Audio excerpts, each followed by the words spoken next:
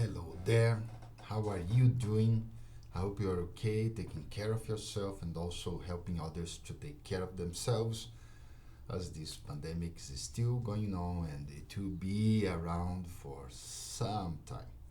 So, health is an issue here, and I have been thinking about health a lot because probably I was in the wrong side of health. So, I was a patient for most of my life. I had some sickness, and I tell you what, many years ago there was a no full financial crisis here in Colombia, and I saw the case of a family. They were destroyed by it.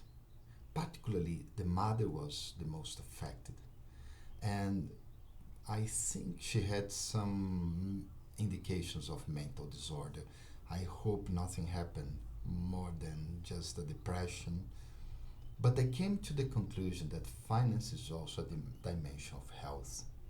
It's not only that affects health, but when I am unhealthy in terms of finance, that affects also my welfare, my sense of being. And because her case was also related to relationships with her partner and husband, no, it was not difficult to think that the relational dimension also exists. So there is also a healthy relationship. In other words, health is a holistic element that must be considered in various dimensions of or levels. At that time, I also thought of an organization. You know, I became a consultant, and one thing I like is to see the connection between the person and the organization, the company. And so that's why I have done a series of videos on that. And particularly if you have an organization involved with one, or you just like the supermarket where you go there and shop, or even your family, which is also an organization, please listen to me.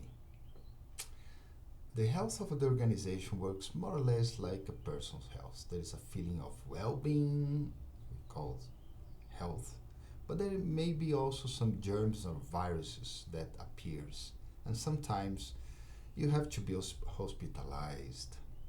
And when you look from a holistic perspective, there is a relationship between the person and their environment. And as you see in the pandemic, the organization also behaves as a person and is made of many people inside. In other words, the health of the organization relies not only how it's operating, sales, etc., but also on the market that operates, the market that provides, and the health of the people that comprise it. It's a very complex issue, but it's not difficult to know when the organization is sick, okay? Poor sales, production problems, disappearance of material to process, or all the children of the family are unable to go to college despite being their dream. And again, it's a complex, but there are a few things you can do, and if possible, you can join other people to rescue the organization's health because that's important for you, right? First one is a hot tea, ginger tea, okay? It's always good to start generating more warmth, within the organization by promoting integration between people, group meditation, or even a joint volunteer service. An aspirin, please. There are certain generally used medicines that have some impact. It means discovering the organization's primary source of headache and an immediate solution that at least alleviates it. Natural cure is the most recommended nowadays. What does it mean?